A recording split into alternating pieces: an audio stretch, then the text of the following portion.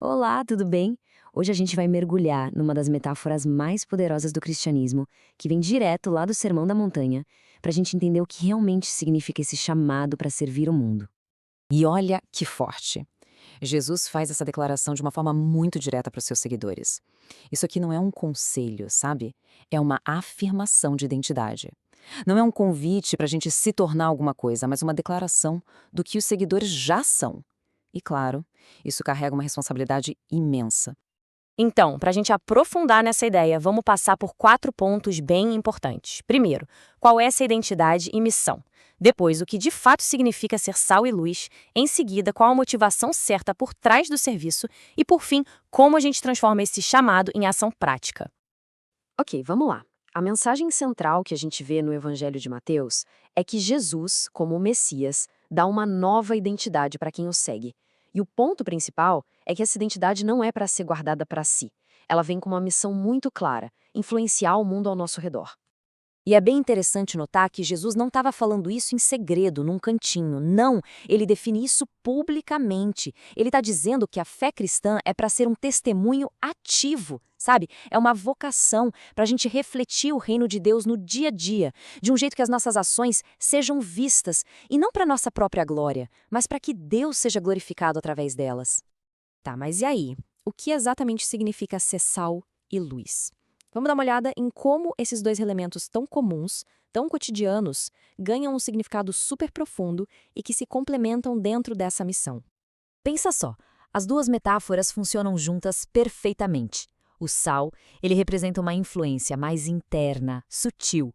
Ele preserva, ele dá um novo sabor, um novo significado para a vida. Agora, a luz, ela já age de um jeito externo, bem visível. A função dela é guiar, é acabar com a escuridão e revelar o caráter de Deus para o mundo. O que isso quer dizer na prática? Que não estamos falando só de fazer uns atos de caridade isolados. O chamado é para um testemunho integral. É uma abordagem completa que tenta atender tanto às necessidades espirituais quanto às físicas das pessoas. É refletir o amor de Cristo de uma forma inteira, holística. Certo. Mas como é que essa identidade toda vira ação? A chave aqui não está no o que a gente deve fazer, mas no porquê. A motivação por trás do serviço é o que faz ele ser autêntico de verdade. A ideia aqui é bem forte. O serviço não é um projeto paralelo, uma coisa opcional. É a própria essência de uma comunidade de fé saudável. É esse movimento para fora, o envio, que mantém a igreja viva, relevante e cumprindo o seu propósito no mundo. E existe uma ordem aqui que é fundamental. O serviço autêntico não começa com o esforço humano, com a gente tentando fazer o bem, não. Primeiro vem a experiência de ser servido pela graça de Deus. É essa experiência que gera uma compaixão verdadeira pelas pessoas. E essa compaixão, por sua vez, leva a um serviço que é alegre, que é voluntário e não fruto de uma obrigação. Finalmente, vamos ver como isso se aplica na prática. Porque para viver plenamente esse chamado, a gente precisa enfrentar alguns desafios e barreiras, que muitas vezes são internas e que nos impedem de ser sal e luz de verdade. Reconhecer essas barreiras já é o primeiro passo. Muitas vezes o que impede a gente de agir não é falta de recurso, mas uma mentalidade limitada. Aquela ideia de que missão é sempre lá longe, ou que precisa ser algo super profissional, sabe? Isso pode paralisar a gente de agir aqui e agora. Então, vale a reflexão. Quais são as barreiras internas e externas que nos impedem de servir de um jeito melhor? O que na nossa mentalidade, ou até na estrutura da nossa comunidade, acaba criando esses obstáculos? Pode ser o medo, a rotina ou até a falta de saber por onde começar.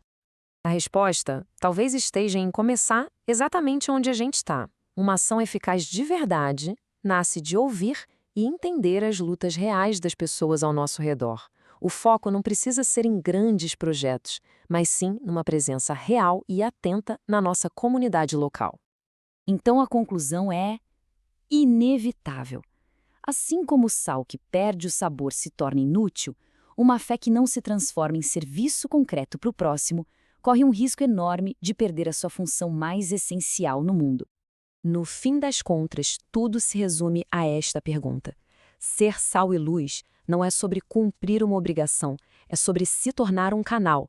Um canal para que o mundo possa experimentar o amor, a graça e a verdade de Deus. E não só por palavras, mas principalmente por ações concretas.